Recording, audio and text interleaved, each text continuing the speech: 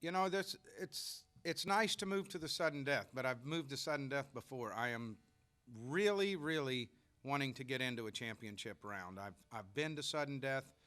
I just made it in lacrosse and barely missed it. So it's nice to win a round, though. I mean, that was nice today. My goal going out this morning was fourth place or better. I led the round all the way from first, second, all the way to the end. So no complaints here. Bobby, you were leading in the second period, and then Boyd Duck had caught a 7 pound, 5 ounce fish that made you jump to first place. Please explain what was going through your mind at that point.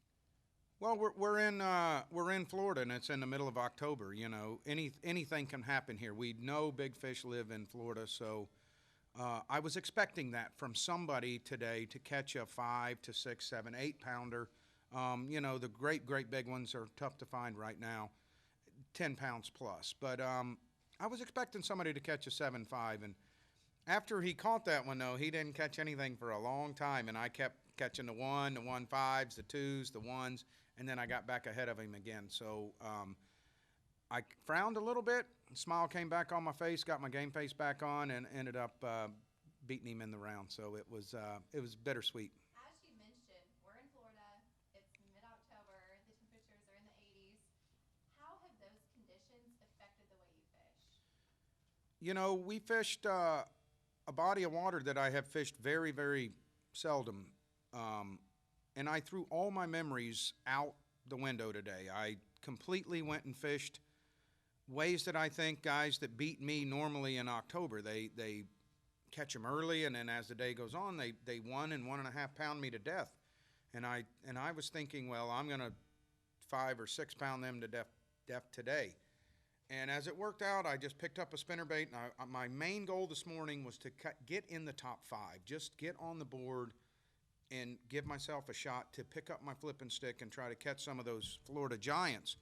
And it worked out. I caught some on a spinnerbait early, and then caught the fish the rest of the day shallower than I've ever caught them. And I think I probably caught more bass today than I've ever caught in my life on that lake. And I probably fished it 20 times through the last 30 years, but I probably caught more fish today than I have in my whole lifetime. So hats off to who chose the lake, and it was nice. We were in the shade all day with the wind blowing. I mean, we had a very enjoyable, relaxing day. Going into the third period, you had about a 2 pound lead. What did you do different in the third period, or did you change anything in your approach? You know, the third period was interesting. I ran all the way to the north end of the lake we were on today, and when I got up there, there was a lot of eelgrass and like matted up hydrilla and stuff, and I was flipping specific cypress trees on Main Lake Point. So when I got up there, I saw all the grass, and what that normally means is the grass grows from the bank and it works its way out all the way past the main grass line. Those fish can swim anywhere in that grass. They're hard to target when they're in grass like that. I played around up there for about 30 minutes. Nobody was really making a move, and then I ran back kind of thinking that the bell had gone off. Where I'd caught them earlier on a Main Lake Point, there was no grass out in front. The trees were bare, so the fish really only had one place to be, and that was on that tree. And I had flipped all the grass out there prior looking for bigger fish and couldn't find them. So moved back inside grass line, flipping trees without anything on them, and noticed that's where I got most of my bites. How are you going to prepare for the sudden death rounds later this week? Well, seeing that I broke one rod today, I stepped on 2 of my reels. All kinds of things went wrong. Took 3 or 4 penalties. But, you know, those penalties cost me 6 minutes of fishing, so it didn't cost me today. Where we're going in sudden death, I have no idea. We are in Florida. I feel like the water is up. Like we were gone in June and July this year fishing other tournaments, but the water seems to be up. The fish were much more shallower than I would ever expect them. So depending on the water color and where the next lake is, I promise you, I'll be ready, and I'm really ready to catch one of them Florida giant largemouth. That's my goal. My nickname is Big Fish Bobby Lane on the Elite Series, and today it would have never existed. But I know how to catch them, and I know how to look for them. Although you can not advance looking for big fish. So I will have everything prepared and ready for sudden death, and how that plays out yet, I'm not sure. It'll be flipping sticks, spinner baits, and I'm probably going to mix up a swim bait and a frog in the deal. It all depends on where we go, but early morning, fish are biting, fish are on there's in a little bit of a schooling pattern. As the day goes on, it seems like they're pulling tight to cover, so I'll be ready for anything. Bobby, you had a total of 21 fish for just over 25 pounds. What do you think the commissioner, Don Rux, will set the cut weight for the sudden death rounds? If I had 25 pounds at 21, I want to say that the guy that made it in fourth place was sitting around 16 pounds. I was thinking that the cut weight is probably going to be between 15 and 18 pounds. Do you like fishing the MLF format? Today was the best day for me, MLF format style. I come from fishing numerous tournaments where you can only weigh in 5 fish. You can keep your biggest 5 and you weigh those in. And normally it has burned me in the past fishing Major League Fishing style. These guys drop shot me, shaky head me. They do everything they can to death, catching 1 to 1.5 pounders. Today, Major League Fishing style works perfect for Bobby Lane.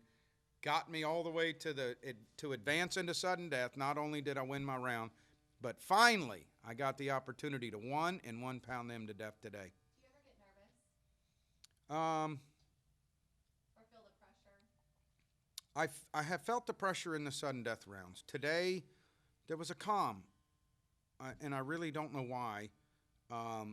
Maybe it's because when we turned left into the boat ramp, I was very frustrated. Like I was getting a bad attitude and did not really even care about being on that lake. I kept my cool, kept my head in it. Never got nervous today. I don't get nervous in the sudden death rounds, but I'm like, really, there should have been one there. And then I catch one where I shouldn't have caught one. So then it kind of gets my head spinning a little bit. And I always seem to get off to either it's one way or the other for me. I get off to a good start. Today was odd. I caught them early, and then I just kind of caught them all day. Normally I catch them early, or I don't catch them all early, and then I have to make up a lot of ground. So that's where it's not a nervous. It's you're better than this. Figure out how to catch as many as you can. And today worked perfect. Sudden death, I've not made a championship round yet. I'm not nervous about making a championship round, but for some reason it seems like I'm half a second away from making it, 1 minute away from making it.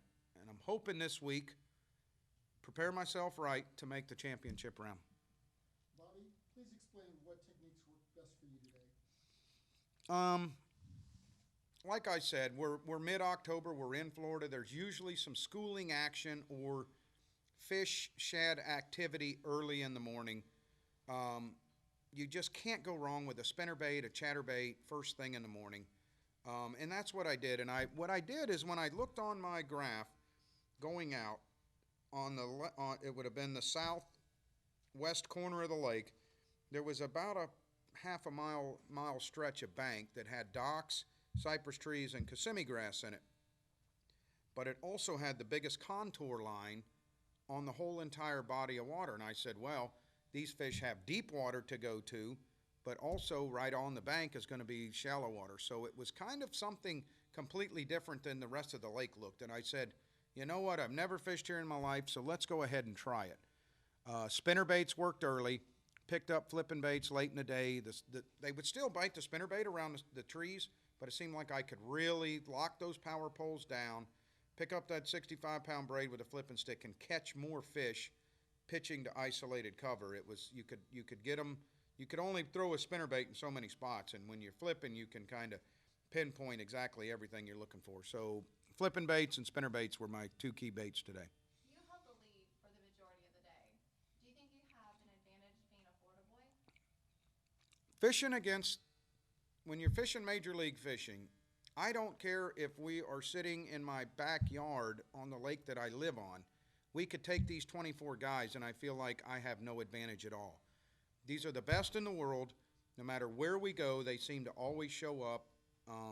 The only advantage is being from Florida. Me, Shaw, I don't know if there's anybody else, but we kind of know how to fish Florida waters. October, me and Shaw don't fish Florida. Shaw does because he's got his TV show, but I'm usually golfing or dove hunting or something come October. So, do I have an advantage? Maybe a slight advantage. Not enough to win a round, but enough to kind of say, okay, this is Florida. This is the time of the year. Just do what you normally do. So, I would say maybe a 5% advantage over the rest of these guys because they're all amazing fishermen.